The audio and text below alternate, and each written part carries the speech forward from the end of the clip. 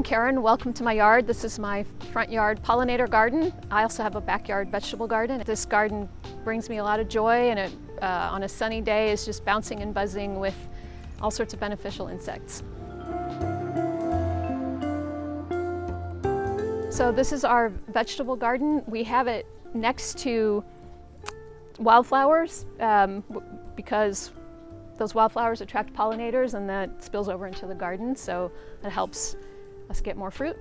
We have raised beds, which are really great, especially in this area where the soils are kind of thick, heavy clay, and if you get a lot of water, they're really saturated. So having a raised bed just gets better drainage, and you can get better soil in there.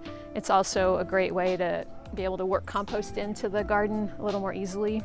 And it also has the benefit of, I have 3 separate beds, and so I rotate the vegetables on a 3-year rotation. So the tomatoes next year will be in the center bed, and then the next year they'll be in this bed, and they'll go back to the far bed. And that helps reduce pests, any pests that live in the soil. As much as pollinators and insects are important for the garden, they can also be a problem if they're not the ones we want. So these are intended to try to keep those butterflies away from my vegetable garden, because otherwise they'll eat all the leaves. So a lot of growing food is trying to manage the critters. And that's also why we have this fence around the garden. This does a great job of keeping rabbits out. Squirrels and chipmunks are a lot harder to keep out, and the philosophy I have with them, I have learned to just grow enough to share, because it's hard to keep them out.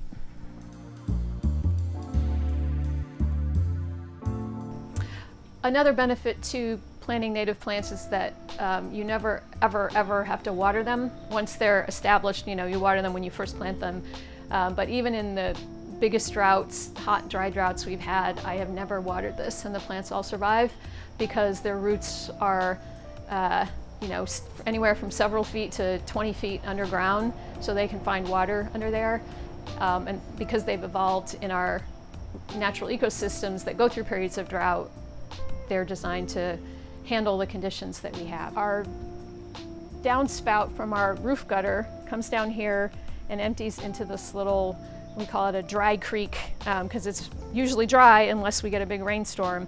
So instead of all the water pouring off the roof, going into a gutter and going out to the street and into the storm system, the water sits there for a day or two after a big rain and slowly percolates into the ground, and then recharges our groundwater instead of all rushing out into the streets and into the stormwater system.